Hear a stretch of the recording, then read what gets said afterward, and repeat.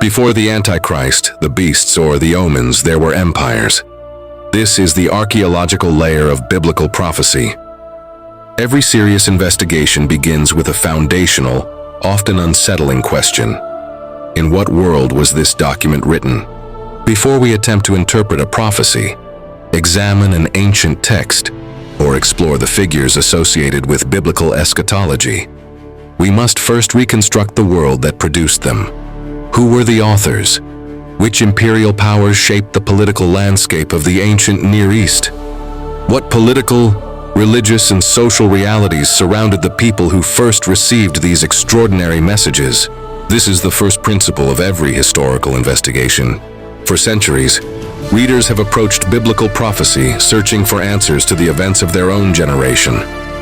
While that desire is understandable, it also presents a significant challenge. When modern headlines become the primary lens through which ancient scripture is interpreted, historical context is easily replaced by speculation, and the original message risks being misunderstood. The biblical prophecies were not written in isolation from history. They emerged amid imperial conflicts, forced exiles, political upheavals, and profound transformations that shaped both Israel and the early Christian church. Understanding this historical landscape is not a secondary exercise. It is essential for understanding the text itself. Before we investigate figures such as the Antichrist, the beast, or the man of lawlessness, we must travel backward through history. Our investigation begins centuries before the birth of Christ, in a region repeatedly transformed by the rise and fall of powerful empires, whose influence reached far beyond their borders. Like an archaeologist carefully brushing away layers of earth to uncover an ancient inscription, our purpose is not to rush toward conclusions. It is to uncover the historical world that stood behind the prophecies. Only then can we understand why certain symbols, beasts, kingdoms, and prophetic declarations carried such profound meaning for their original audience. Section 1. The Arena of Empires.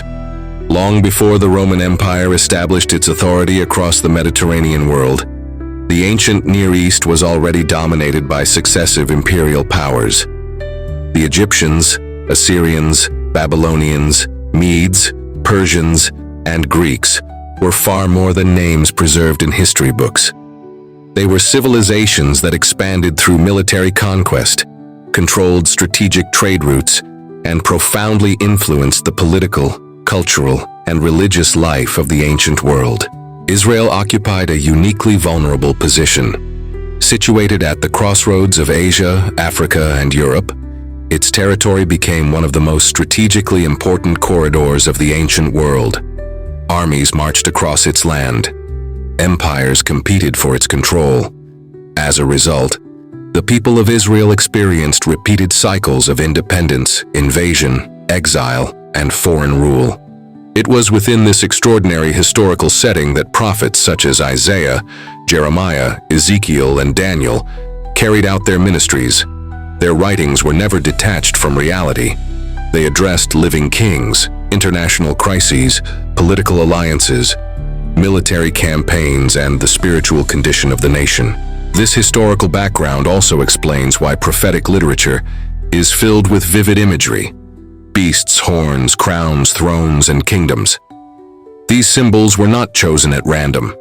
They reflected a world in which imperial authority shaped everyday life, and where political events often formed the backdrop against which God's messages were proclaimed.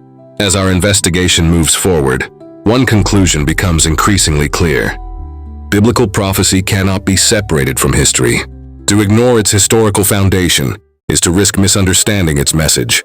Our investigation now turns to one of its most remarkable witnesses, a young exile from Judah, whose life would span the rise and fall of empires. His name was Daniel. Section 2. Daniel, the Witness of Empires. In the early years of the 6th century BC, the political landscape of the Kingdom of Judah changed forever.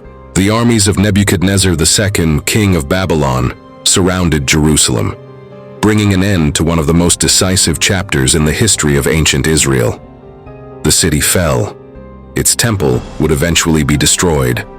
Members of the royal family, government officials, skilled craftsmen, and promising young nobles were taken into exile.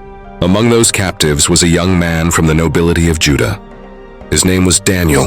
At that moment, he was simply another exile, far from home, separated from his homeland and uncertain about his future. Nothing suggested that this young captive would one day become one of history's most influential prophetic voices.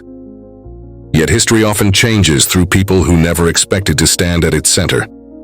Why Daniel? One question naturally follows. Why did Babylon deport young men like Daniel instead of leaving them in Judah? The answer reveals the remarkable administrative strategy of the Babylonian Empire. Military victory alone was not enough to secure lasting control. Babylon sought stability. Rather than relying solely on force, it incorporated talented members of conquered societies into its own governmental structure. Young men from noble families were carefully selected. They were educated in the language, literature, science, and administrative traditions of the Chaldeans. They received new names, new responsibilities, and a new cultural identity. It was a sophisticated policy of imperial assimilation. Instead of eliminating future leaders, Babylon transformed many of them into servants of the empire. Daniel entered that system as a captive. He would eventually become one of its most respected advisors, the greatest city on earth. For a young man raised in Jerusalem, arriving in Babylon must have been overwhelming. The city ranked among the greatest urban centers of the ancient world. Its massive defensive walls inspired admiration across neighboring kingdoms. Its monumental temples dominated the skyline. Its palaces displayed extraordinary wealth. Merchants from distant lands filled its markets. Political decisions made within its walls influenced nations separated by hundreds of miles. Babylon was more than a capital. It represented the very center of imperial power. Everything Daniel experienced there would shape the language of his future visions. Watching empires rise and fall, very few historical figures witnessed geopolitical change as closely as Daniel. He served during the final years of the Babylonian Empire. He witnessed its sudden collapse. He remained in public service under the Medo-Persian Empire. Kings changed. Empires disappeared. Borders shifted. History moved forward. Daniel remained.